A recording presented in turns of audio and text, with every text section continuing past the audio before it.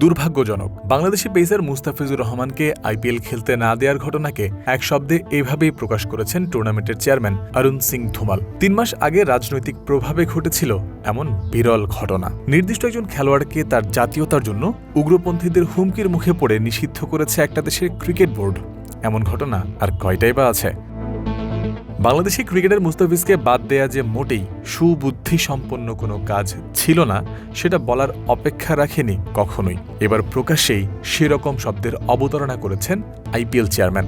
British সংবাদ মাধ্যম financial টাইমসকে ভবিষ্যৎ সম্পর্কে কিছু ইঙ্গিতও দিয়েছেন অরুণ সিং।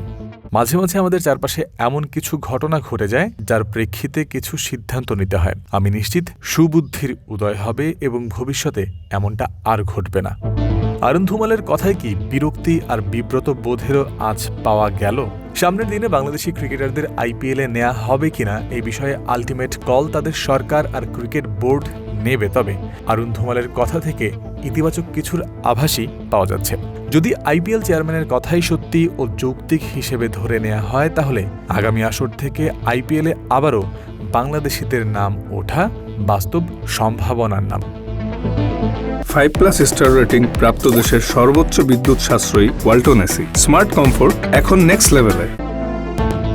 রাজনৈতিক প্রভাবে মুস্তাফিজকে আইপিএল থেকে সরানো হয়েছিল অন্যায়ভাবে। তৎকালীন সময়ে বাংলাদেশের অন্তর্বর্তী সরকার এমনটাই বিশ্বাস করেছে, যে কারণে ভারতের মাটিতে গিয়ে বিশ্বকাপ খেলতেও তারা অনিরাপদ বোধ করেছে। ফলত টি-20 বিশ্বকাপের সবশেষ আসর চলেছে বাংলাদেশের অংশগ্রহণ ছাড়াই। ক্রিকেট ও রাজনীতি যেন আলাদা পথে চলে, সংশ্লিষ্টদের বহুলাংশের এমন দাবি বরাবরই প্রতিধ্বনিত হয়েছে। আইপিএলকে রাজনীতিমুক্ত রাখা আদৌ সম্ভব কিনা মুস্তাফিজের ইস্যু টেনে টুর্নামেন্ট চেয়ারম্যানের কাছেও সেটা জানতে চাওয়া হয়েছে।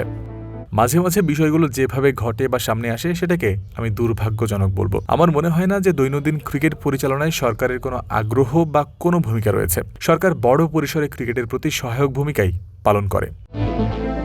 মুস্তাফিজকে বাদ দেওয়ার জন্য বিসিসিআই সরাসরি নির্দেশ দিয়েছিল কিনা এই প্রশ্নের জবাবে অরুণ ধুমাল শুধু বলেছেন, ওটা ছিল দুর্ভাগ্যজনক, এর বাইরে তিনি কিছুই জানেন না। মুস্তাফিজ ও বাংলাদেশ সম্পর্কে ভারতীয় সব প্রেক্ষাপটের দৃষ্টিভঙ্গি বদলাতে শুরু করেছে। এর অন্যতম কারণ বাংলাদেশ সরকারের পরিবর্তন, মনে করেন অনেকে।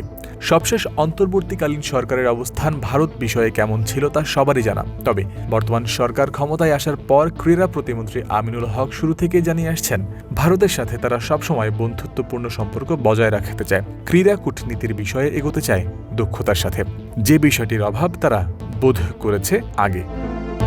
জয়ন্ত বিন্দু, ক্রিক ফ্রেন্সি।